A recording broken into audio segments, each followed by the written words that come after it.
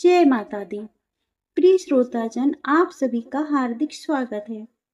आज हम अत्यंत श्रद्धा और भक्ति के साथ श्री दुर्गा सप्तशती के पावन प्रथम अध्याय का सार श्रवण करेंगे। शास्त्रों में कहा गया है कि माँ भगवती का स्मरण मात्र ही भय, दुख और संकटों का नाश करता है। इसलिए आप सभी हाथ जोड़कर माँ जगदम्बा का ध्यान करें और पूरे मन से इस दिव्य कथा का श्रवण करें। मान्यता है कि जो भक्त श्रद्धा पूर्वक दुर्गा सप्तशती के प्रथम अध्याय का श्रवण और मनन करता है, उसके जीवन में साहस, आत्मविश्वास और माँ भगवती की कृपा का संचार होता है। आइए अब बिना किसी विलंब के आरंभ करते हैं श्री सप्तशती के प्रथम अध्याय का विस्तृत एवं सरल सार। सनातन धर्म में दुर्गा सप्तशती को माँ आदिशक्ति की महिमा का सबसे प्रभावशाली ग्रंथ माना गया है। इसका प्रथम अध्याय हमें बताता है कि जब संसार पर संकट आता है और देवता भी असहाय हो जाते हैं, तब माँ भगवती अपनी योग्यता से सृष्टि की रक्षा करती हैं। इस अध्याय की शुरुआत राजा सुरथ और समाधि नाम के एक वैश्य से होती है। राजा सुरथ एक न्यायप्रिय और प्रजावत्सल शासक थे, लेकिन समय का चक्र बदला और शत्रुओं ने उनके राज्य पर आक्रमण कर दिया। अपने ही मंत्री और सैनिक उनका साथ छोड़ बैठे। अंततः राजा को अपना राज्य छोड़कर वन में जाना पड़ा। वन में भटकते हुए राजा एक शांत आश्रम में पहुंचे। वहां उनकी मुलाकात समाधि नामक एक धनी वैश्य से हुई।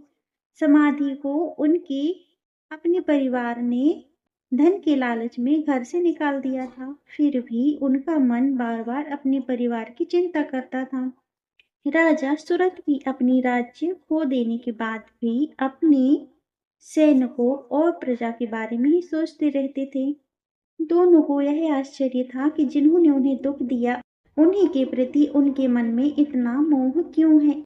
इस प्रश्न का उत्तर पाने के लिए वे आश्रम में रहने वाले महान तपस्वी महर्षि मेधा के पास पहुंचे। महर्षि मेधा ने समझाया कि यह सब माँ भगवती की महामाया का प्रभाव है। यही शक्ति संसार के सभी प्राणियों को मोह में बांधती है। मनुष्य ही नहीं, पशु पक्षी भी इसी माया के कारण अपने संबंधों से जुड़े रहते हैं। वही महामाया उचित समय पर जीव और ज्ञान को मुक्ति भी प्रदान करती है।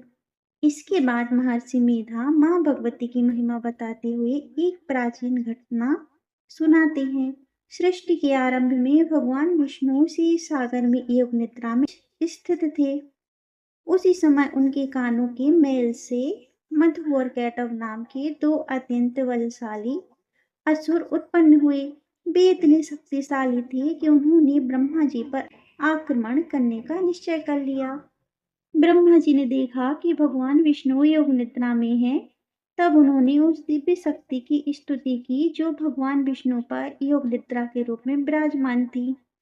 उन्होंने माँ भगवती से प्रार्थना की कि वे भगवान विष्णु को जागृत करें ताकि सृष्टि की रक्षा हो सके। माँ भगवती ने ब्रह्मा जी की प्रार्थना स्वीकार की। उन्होंने अपनी योग माया को भगवान विष्णु से अलग किया। जैसे ही भगवान विष्णु जागे, उन्होंने मधु और कैटभ से घोर युद्ध आरंभ कर दिया। यह युद्ध लंबे समय तक चलता रहा। उन्हें अपने बल पर इतना अभिमान हो गया कि उन्होंने भगवान विष्णु से कहा कि वे कोई वर मांग ले। भगवान विष्णु ने उसी अवसर का लाभ उठाया और उनसे उनके वध का वर मांग लिया।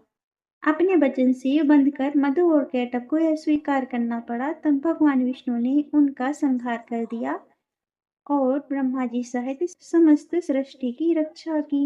यही कारण है कि दुर्गा सप्तशती का प्रथम अध्याय यह स्पष्ट करता है कि सृष्टि के पालन, रक्षा और धर्म की स्थापना में माँ आदिशक्ति की शक्ति सर्वोपरि है। देवता भी उनकी कृपा के बिना कोई कार्य पूर्ण नहीं कर सकते।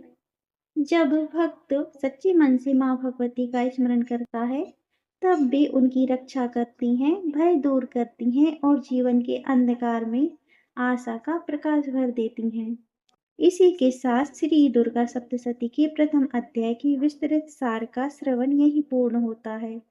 यदि आपको यह पावन कथा पसंद आई हो तो इसे अपने परिवार और मित्रों के साथ अवश्य साझा करें ताकि अधिक से अधिक लोग माँ भगवती की कृपा प्राप्त कर सकें। माँ जगदम्बा आप सभी के जीवन में दुख, भय और बाधाओं को दूर करे।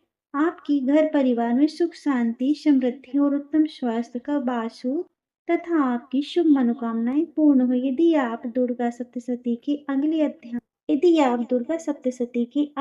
अध्यायों का सरल सार भी सुनना चाहते हैं तो हमारे साथ जुड़े रहें।